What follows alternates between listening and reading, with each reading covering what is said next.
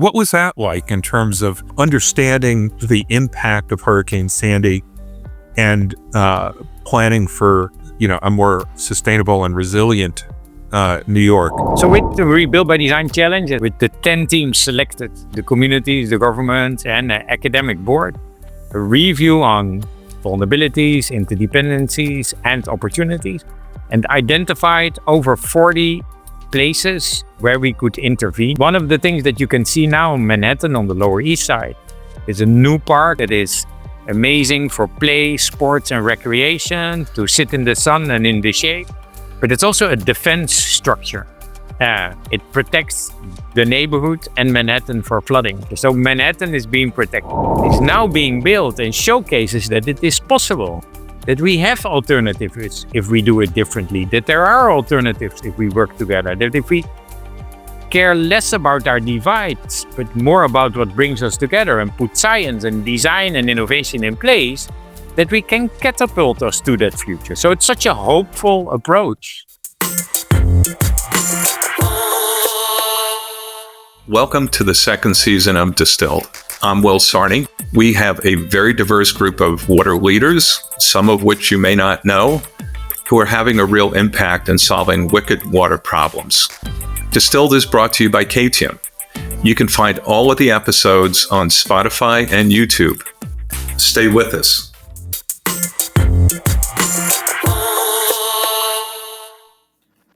Really enjoyed my conversation with Henk Ovink, the Executive Director for the Global Commission on the Economics of Water. Two key takeaways for me. One is how Henk thinks about the role of people in not just identifying challenges, but solving problems. This has really been a common thread throughout his career. And the important role he played in post-Sandy reconstruction in the New York metropolitan area, and how he thinks about rebuilding for security and resilience. So really those two things were really profound, and I didn't appreciate before the conversation. Henk, great Will. to see you. Likewise. Thanks for being on the show on this episode. Quite candidly, I'm a big fan of yours. You have really led the charge in terms of really getting people to think about the value of water and really take it beyond it in terms of some of the things that you've been involved with in your careers. So thanks for everything that you do.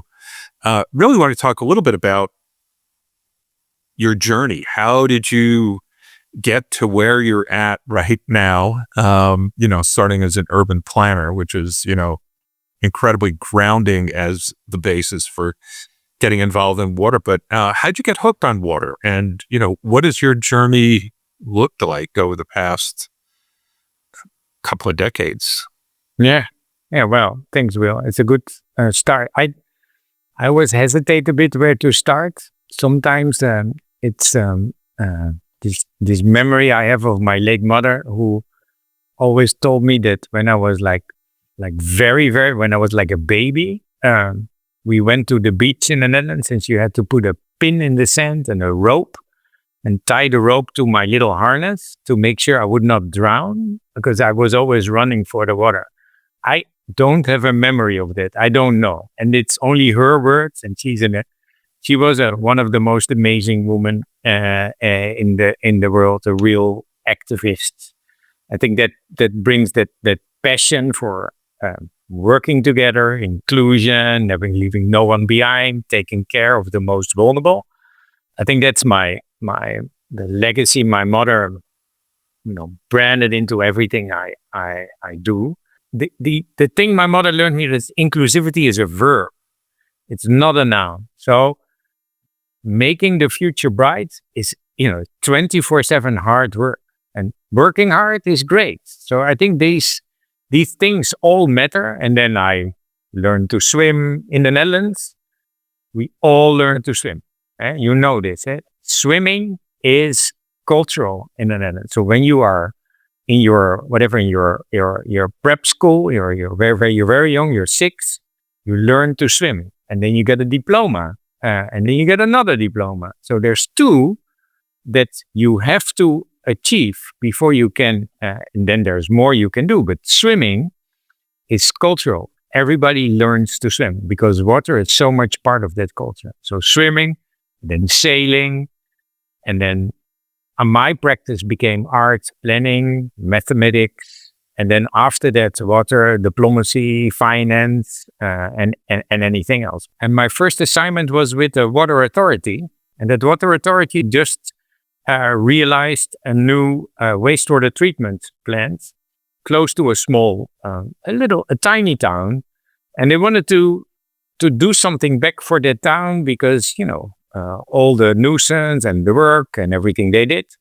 and together we realized a new square in the town that was a celebration of water, a fountain, a tree with a fountain around it where you could sit, a little tower so you could overlook the water. So I think more or less, without knowing that 40 years later, I would still be working on water. Those were the little seeds were planted in me to continue to champion water. Yeah. We get so much from our parents in terms of that imprint and our values. And you brought up something that I believe practitioners tend to forget, that it's all about people. Yeah. So technology's great and all of that stuff. And I fall in love with technology, but ultimately it's about people coming together to do something. Right. Technology is not done by technology, but by people. So, so the technology we need, but we need the people to develop the technology. We can do the most amazing things. But if we forget to invest in the people and their relationships, it's not only the people, the individual, but investing in the safe space where you can build relationship against all odds and overcome vested interest, where you really start to listen and understand the other, that curiosity, sparking that. If you have that foundation, it's like healthy soil. And healthy soil, this is where our societies grow on. So if you have that healthy soil of an environment of people working together and trying to build trust and listening, this is where innovation starts to not only come out, but where there's an opportunity for scale, replication, implementation, and more. And I think the 2 hold hands. You need them both. Sure. It makes perfect sense. And again, your origin story and talking about the people side of the equation, as I reflect back on some of the things that you have done and taken on, I mean, you're not shy or afraid to put people together that have, as you put it, contested points of view. I didn't realize that you were involved in recovery from Hurricane Sandy. What was that like in terms of, understanding the impact of Hurricane Sandy and planning for, a more sustainable and resilient New York? And by the way, Henk, I'm from New York, so I love that you were involved with that. Cool. Very good, Will. No, so the thing is, when President Obama was running for office the first time, my wife and I helped my brother campaign. My brother is a Floridian. He lives in Tampa. At that time, I was running the Office of Planning for the national government, and planning and design, but also part of that was sustainability and water, are very much linked to how we do this internationally. So that brought a link from my office to the US administration with the Department of Housing and Urban Development, but also with the White House Office of Management and Budget. I helped organize in the Dutch government a new system, a holistic system on how we fund our more sustainable, resilient development projects in the Netherlands. So not only looking at a single way, but really holistically at the challenges with a holistic approach to the opportunities, and then also with a holistic approach to validation, valuation, and financing. So really looking across all those different issues. So this was the background when, with the friends within the US administration having conversation, Hurricane Sandy approached New York. And we knew, because this is the second part, the projection of these hurricanes on how their routing is. We use satellite data and meteorological information and hydrological information and everything we can from around the world to help one another understand. And it was the Dutch weather service, the Dutch NOAA, that helped inform where that hurricane was all of a sudden taking this crazy angle into New York.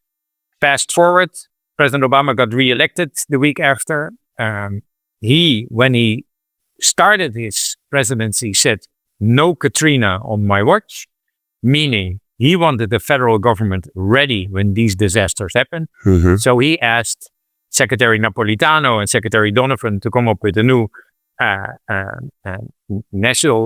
federal response mechanism, NDRF, a National Disaster Response Framework.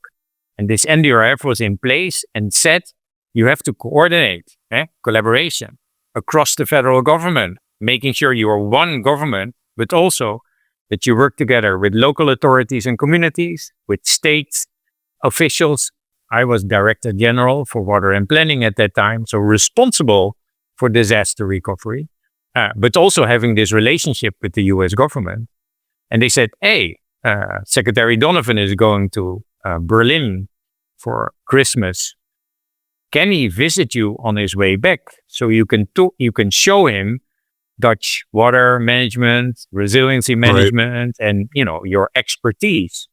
And I said, sure. I was able to bring together an amazing group of experts, and I toured Sean around from Rotterdam to the coast. So we saw the city of Rotterdam and their work on water. We went to the coast. So 2 days of sitting on the back, literally on the bench of a bus touring the Netherlands also sparked our imagination. So we had these conversations.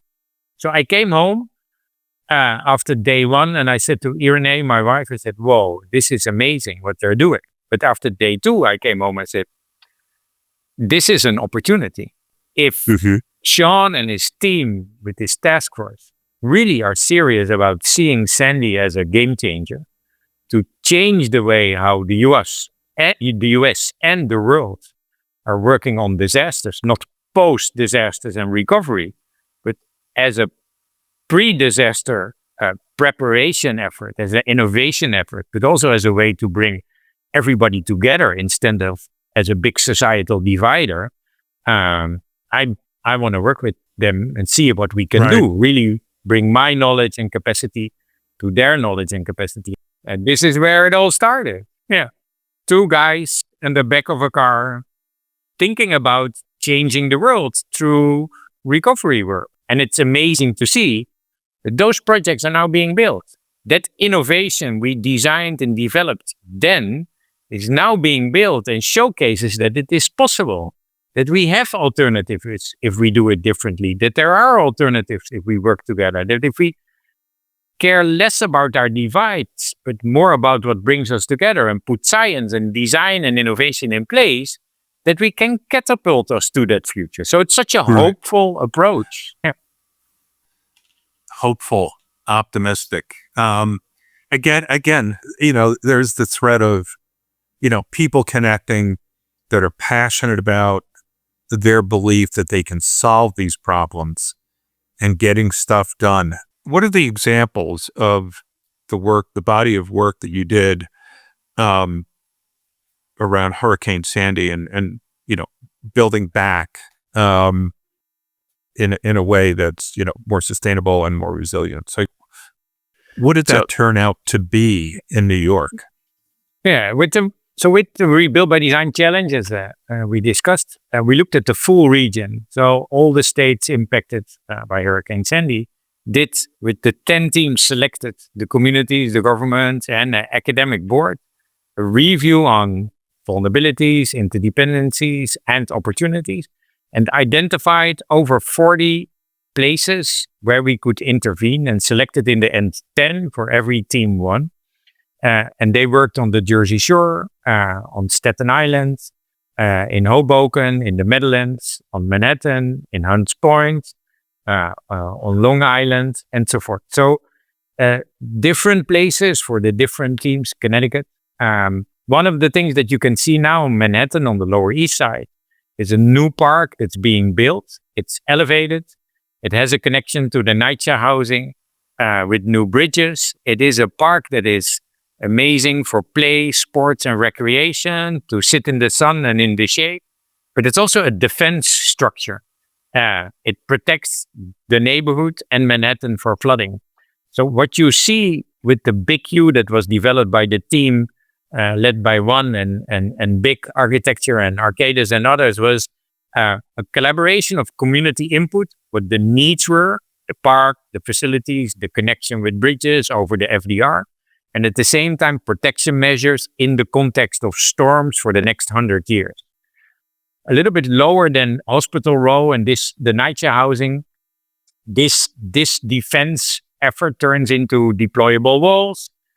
More further south on the tip of Manhattan, it again becomes a park. And on the west side, it is incorporated with infrastructure. So Manhattan is being protected. Hoboken is a different case. And that already proved its value, where the OMA team focused on the strategy of holding the water when it came, making sure that there was enough redundancy and resiliency in the system with green space and making sure that there was water capacity storage. When a year ago, this massive rain event in New York happened, the New York Times had an article. The title was something like, "What didn't happen in Hoboken?" Because New York flooded, but Hoboken did it. Because they were ready. They were able to, for that massive, to be the sponge city, you could say, ready for these big events to happen. So, and then off the shore of Staten Island, the Scape team developed a set of islands, barrier islands, but that were done in an eco-friendly way to become habitats for fish, for oysters, for anything to grow and live on. And they now reduce wave impact. So the coast is protected. There's a massive opportunity for swimming and recreation. And at the same time, they increase ecological and water quality at a cost, a fraction of what the Army Corps had to do to replenish these beaches. So 3 examples of incorporated big infrastructure in Manhattan, Hoboken with integrated planning and nature-based solutions in front of the coast of Staten Island. And there's more, of course, to talk about. Talk to me a little bit about UN Water Week. I was there and participated in it.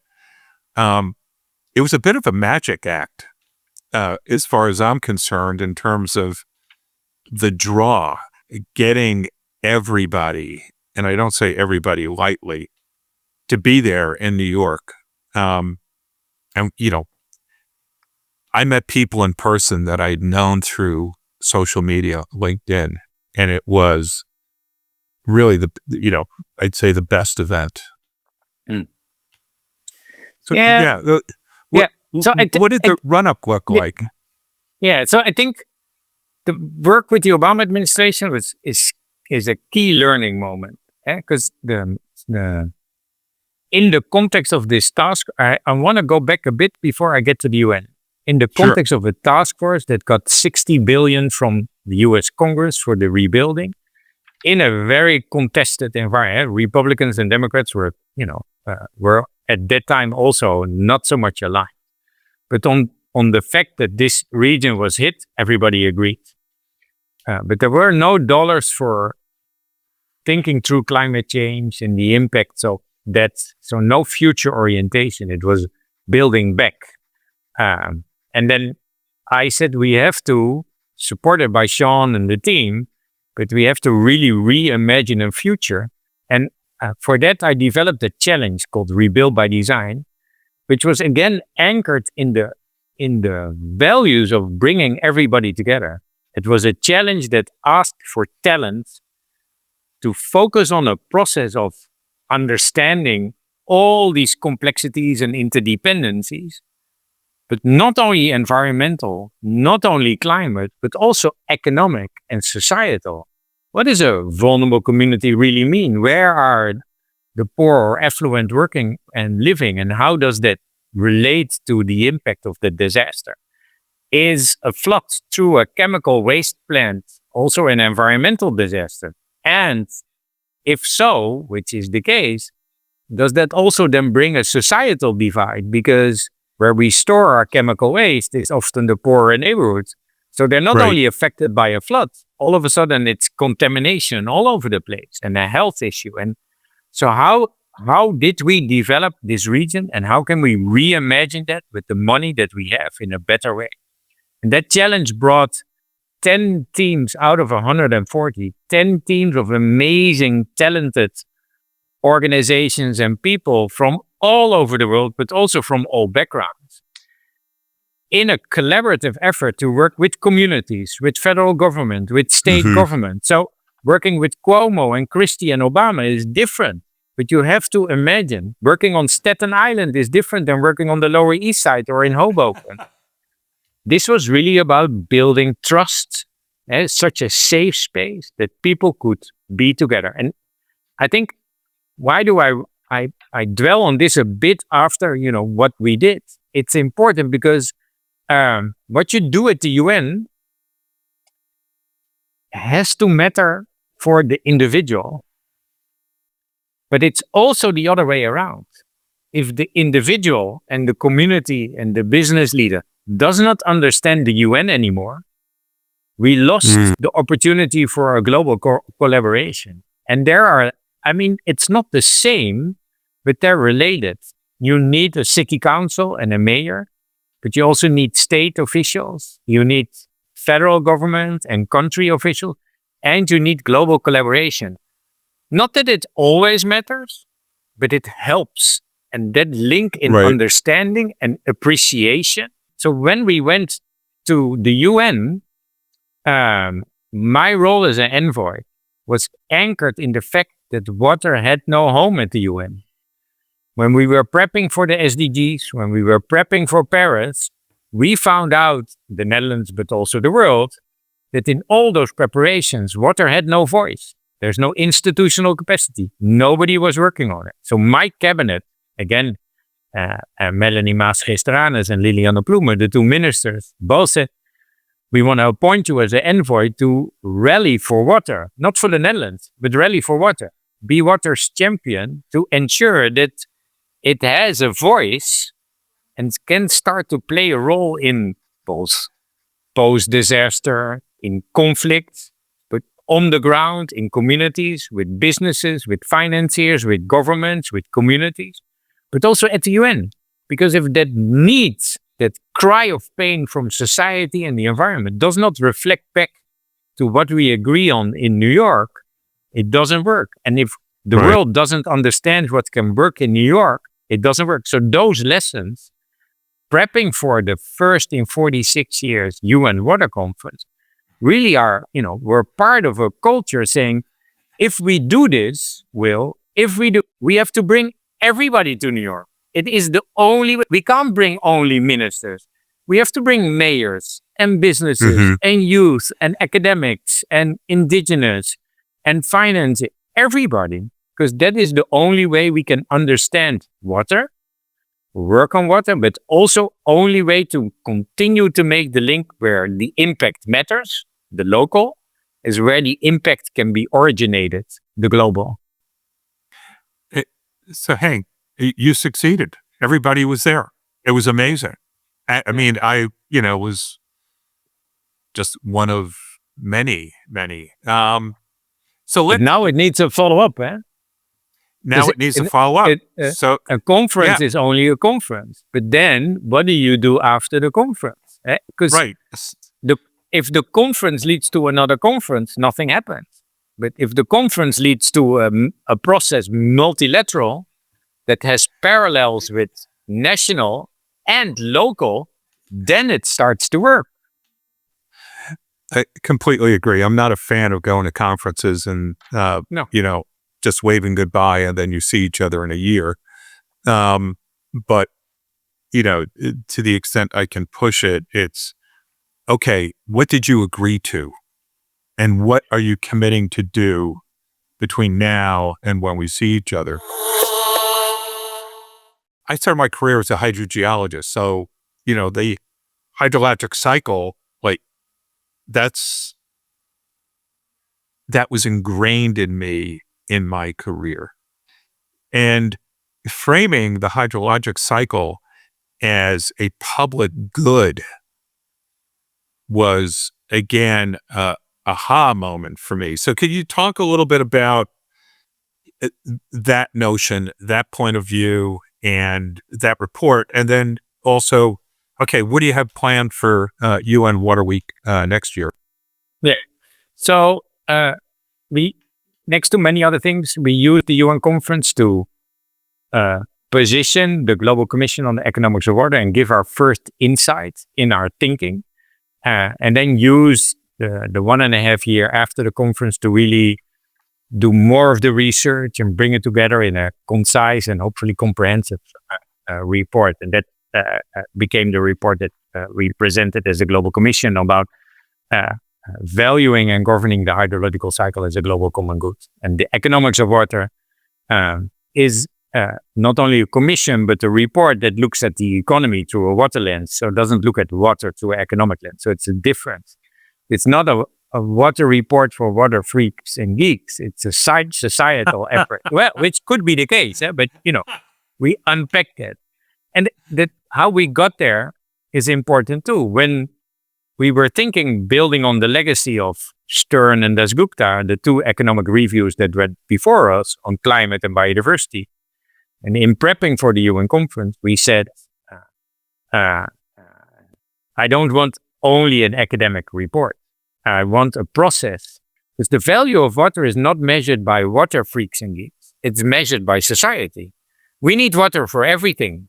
So you should not ask the water person, but the health person, the biodiversity person, the climate person, etc., to understand why water is important for energy, for food, for health, for urbanism, for infrastructure, for finance, for stability, for peace, for collaboration, etc., etc. So economy at large in this holistic approach was the single focus. And because of that, we did this deep dive into understanding everything. And that's where you have to start with the hydrological cycle, the full cycle, bringing in green and blue water, looking at soils, biodiversity, evapotranspiration as much as evaporation, and how rain on land comes from both sides. So there, the holistic part and its relationship to nature, to climate, to our economy, linking all these SDGs literally through this full hydrological cycle. But also, again, to the local to global, looking at these atmospheric rivers, these flows, you see that we're linked not only through our oceans and rivers, but also to our atmospheric rivers, our atmospheric flows. And that is the amazing part. It's not something to be afraid of. It's capacitating. Because if you're linked, you can have a conversation. And if you have a conversation, it's a start of a collaboration that can really propel into action that really make a difference. So I think the report laid the groundwork for that understanding and then set out missions to say, because we wanted to do two things. One, get everything right on the economics of water, get that full understanding of the hydrological cycle in its relationship to everything. And then second, show what the future could look like. Where are we heading and how will we get there? Yeah, I love, again, the focus on collaboration, bringing people, outside of our profession.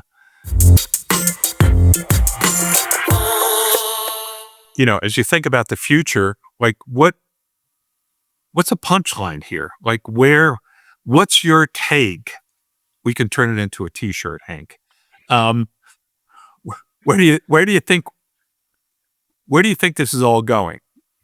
Yeah. Instead of Fridays for future, water for future. Yeah. Waters for future. Yeah. So Henk, keep in mind, we have the back of the t-shirt too. So we got a little bit more real estate. Yeah. Okay, go for it. Tell me. Yeah, it's a good question. I'm so bad at punchlines because I always want to be. People say, "Why do you talk about everything?" I said, "Well, everything's linked, Right. And Right. It- I like the beauty of complexity. Perhaps it's something like water is complex, but it's your only way to an equitable, sustainable, and resilient future. If you understand that hydrological cycle, this is where you go. Equity, sustainability, and resiliency can only be achieved if we stabilize this hydrological cycle. So, water, while complex, is your avenue towards that future." Okay, so I think we can turn that into a T-shirt. Right. That Yeah. small fonts though. Yeah, small font. Yeah. I just a little bit of a plug, but I view, and I don't think this is original. I mean, water's a glue in humanity. We have very few things that bind us. Certainly the arts, but water, yeah, you could disagree, but there's no replacement for it. I wrote a book on my adventures, you could call, in the US for President Obama task force. And I called it Too Big. I wrote it together with a good friend, Jelte Boeinga. We did interviews, we looked around, and the book has different storylines. Again, it's an easy read, but it also shows that you have to address things differently. And then there's also this call to action. And in this call to action, now, one of the things I say is embrace complexity. The fact that things are not simple is not a problem, but an opportunity. All these interlinkages create, this. If you look at the sky and you're amazed by the stars, it's not because it's simple, because of that beauty of complexity. So embrace complexity is like the key part of valuing water. Well, that is a great way to conclude our conversation, Henk. Sure. One last thing on that. There's so much conversation about simplifying things and just, a very simple narrative and so on. I love your point of view on complexity. It's counterintuitive, but absolutely spot on. And I think really ties back to your point of view and your upbringing, that it's all about people. So, Henk, a million thanks for doing this. Thanks, Will. Again, big fan of what you do. And Likewise, Will. I look forward to seeing you. Yeah, for sure. Right. Same Sounds here. good. Thanks so much for the conversation. Super inspiring. Yeah. Take care. All right. Thanks, Henk.